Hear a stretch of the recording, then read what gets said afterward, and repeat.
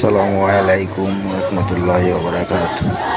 আমরা নান্দাইল থানার মন্ত্রী সালাম চৌধুরী উল্লাপাড়া গ্রামের উদ্দেশ্য করে রাস্তার কাজের জন্য নদীর পাড় দিয়া তার যাত্রা শুরু করছে।